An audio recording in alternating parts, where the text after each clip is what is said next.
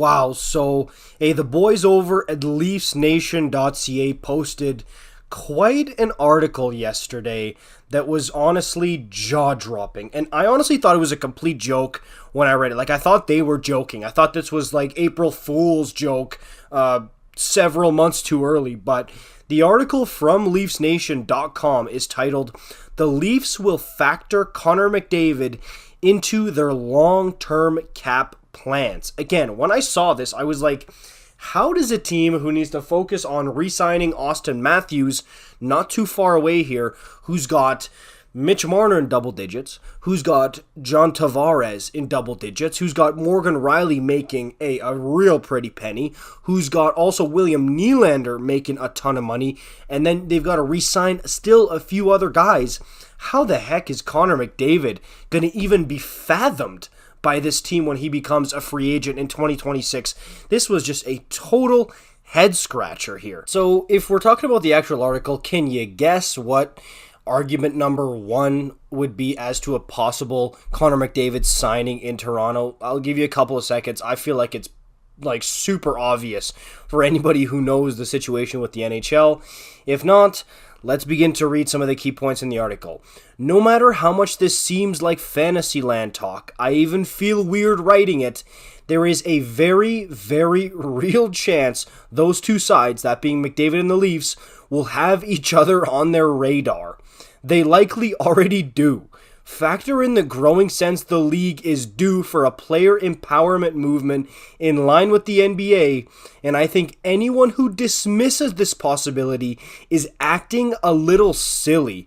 And I read that, and to me it's like, what? Like, dude, you're the one mentioning a possible McDavid to the Leafs scenario, which to me, I really don't see how this is even the slightest bit realistic. But I guess I'm silly for not seeing the correlation here. But if we keep reading, in the interim, things seem pretty buttoned up in terms of the Leafs' approach to Matthews. He can ask for as much as he wants, essentially, but his actual contract next summer will probably come in around 13.5 to 14 million AAV on the high end. See, to me, I really do think there is a very possible, dare I even say probable scenario where AM34's next contract is 15, which that in and of itself would be quite the situation for the Toronto Maple Leafs. And that doesn't even mention guys like Marner and Tavares and Nylander in there. I know people are saying a theoretical Nylander trade and maybe even some whispers about Marner. But here we go with the McDavid talk that continues, and then there's a nuclear bomb in the background. What if Connor McDavid wants to come home to Toronto looking for what will likely be a market rate of $15 to $16 million a year at that point? I honestly, my mind is boggled reading this article. Maybe I'm pessimistic, but I really don't see how this is even in the plans or even a possibility for the Edmonton Oilers and the Toronto Maple Leafs. Like, the Oilers letting go of Connor McDavid, like, I know you can refer to the Johnny Gaudreau situation in Calgary where he tried to do everything he could, Brad Treliving did, to try to keep Johnny Gaudreau, but I think this is just completely different. I really do think it's apples and oranges. But let's read what the Maple Leafs article says with Leafs Nation. If we assume Tavares will take a steep cut as he nears retirement, the key factors for the Leafs will be how they handle things with Nylander and Marner, as well as how the cap increases as the league recovers from the pandemic and lands its new television deal set for 2025. There are now reports that the cap should increase over $10 million within the next 3 years, with a big boom from 2026 on.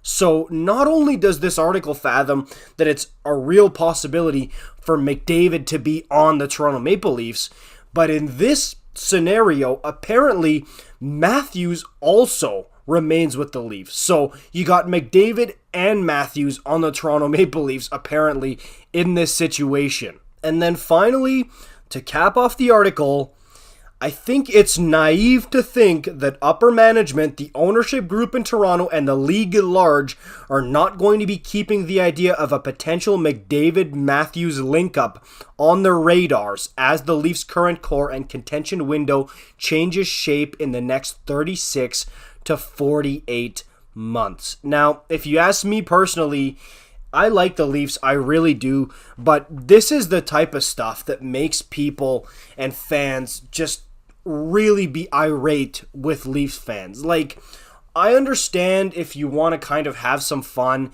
and just, oh, this would be cool, this would be really fun, but to say that it's silly for people to not look at the possibility as realistic, like, come on. I mean, dude, this is something that I would bet quite a bit of money on. It's not going to happen. Seriously, if this happens, I mean, I guess the John Tavares signing really has put quite a bit of faith and belief in Leaf fans' minds about stars signing in Toronto, but dude, this is not John Tavares we're talking about. I know we were talking about a centerman who's a franchise player for the Islanders at the time, but this is Connor McDavid, man. I know he's from Toronto. I know he was a Leaf fan growing up, but come on.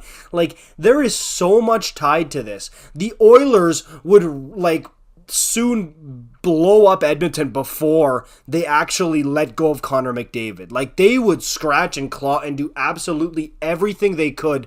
And honestly, like, who's to say that Connor would even want to come home? Seriously, like, if Connor hits free agency, how do you know for a fact he wants to go and sign in Toronto? And secondly, this cap space stuff, like, hey, for the Leafs, they are beyond strapped. This would be unbelievably difficult, let alone if you want to try to keep Matthews and keep a contending team. I don't know, man. Like, of course it would be fun.